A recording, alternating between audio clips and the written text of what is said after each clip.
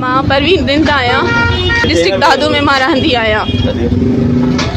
मां डिस्ट्रिक्ट दादू में रहंदी आहियां, परवीन रिंद आहियां, BSNHO आहियां। सुबुह जो जेको आहे सो वार्डन फरीन आई, उन सां गॾु आतिका आई, मुंहिंजे रूम में दाख़िल थी करे मूंखे घुटा ॾियणु लॻी, मूंखे मारणु लॻी, मूंखे इलाही तशदुद मूं ते कयनि। जेॾी महिल मां रड़ियूं करे मां ॿाहिरि भॻसि, मूंखे 3-4 दफ़ा मूंखे भित में हयो वियो। ऐं जेका आतिका हुआ बि चई कुझु न आहे, कुझु न आहे, कुझु न आहे। सॼी हॉस्टल ॾिसी रही, यूनिवर्सिटी ॾिसी रही, लेकिन कीअं कुझु बि न चयो। अज़रा सुबुह मैडम अज़रा आई, मूंखे हुन सां मिलाइणु न पियो वञे ऐं चयो वियो त लेडीज़ पुलिस घुरायो, हिनखे साइड ते कयो, लेडीज़ पुलिस घुरायो, हिन ते साइड कयो। जेॾी महिल मैडम अज़रा सां मां पाण भॼी करे वञी मां हुन सां मिलियसि, मां रोई हुनखे दान ॾिनी। मैडम अज़रा चयो ठीकु आहे, तव्हांजो इंसाफ़ थींदो। मूंखे अञा ताईं इंसाफ़ न मिलियो।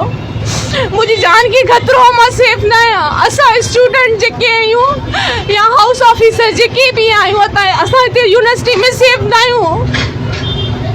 असांखे ख़ुदकुशी जो नालो ॾिनो वेंदो आहे, असांखे मारियो वेंदो आहे। हे पाण पंहिंजे हथनि सां असांखे मारींदा आहिनि। जॾहिं असां हिननि जी का ॻाल्हि का डिमांड न मञींदा, हे असांखे मारींदा आहिनि। छा सबब मेन सबब छा आहे?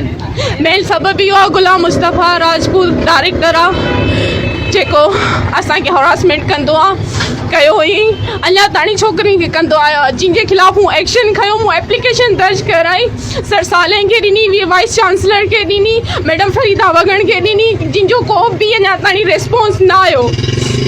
उन खां अलावा जेॾी महिल उन्हनि जी असां ॻाल्हियूं क़बूल न कयूंसीं, असांखे फेल कयो वियो। इलाही छोकिरियुनि खे फेल कयो वियो जॾहिं उन्हनि जी डिमांड पूरी न थी। त कहिड़े क़िस्म जा डिमांड कंदा आहिनि तव्हांजा?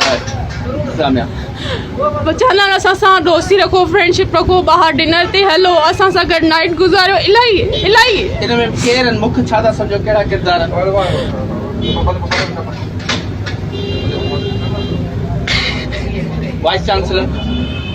वाइस चांसलर सर साले असां सां प्रोमिस कयो हो त हिनखे असां सीट ते लाहींदासीं, न लाथो वियो। वाइस चांसलर खे दान ॾिनी वई, उन बि न लाथो। मैडम फरीदा वगण हुई जेका, उन बि न लाथो। कंहिं बि एक्शन न खयो। मिली करे जेको आहे सो असांखे हिते टॉर्चर कयो वेंदो आहे। 6 साल असांखे यूनिवर्सिटी में थी आहे, लेकिन टॉर्चर कयो वियो, हमेशह कयो वियो असांखे। अधु हिननि असांखे मारियो, बल्कि कोशिश एॾी गलो दॿाए मुंहिंजो, मूंखे मारी, मूंखे छिके करे ॿांह ॾिनी। फरीन, मैडम फरीन, हुन सां गॾु आतिका हुई। वॉट सबूत बि आहे, वार्डन आहिनि। तव्हां सम्झो कि हिते काफ़ी छोकिरियुनि सां ईअं कनि था? सभिनि सां कनि था। जेॾी महिल चयो थो वञे त उन टाइम में हे इहो ई चवंदा आहिनि, असां तव्हांजी एडमिशन कैंसिल कंदासीं, असां तव्हांखे सप्ली लॻाईंदासीं। सप्ली करे उन्हनि खे फेल कयो वेंदो आहे। जेके वाक़िया थियनि था ख़ुदकुशियुनि जा, सम्झो था उहो ख़ुदकुशी न आहे, उहो हे मारींदा आहिनि। जॾहिं हिननि जूं डिमांडूं पूरियूं न आहिनि थींदियूं, मिली करे सभु मारींदा आहिनि। यूनिवर्सिटी वारा, हॉस्टल वारा, वार्डन, सुजन, केरु बि हुजे, मिली करे मारियो वेंदो आहे। पोइ हुनखे ख़ुदकुशी जो नालो ॾिनो वेंदो आहे।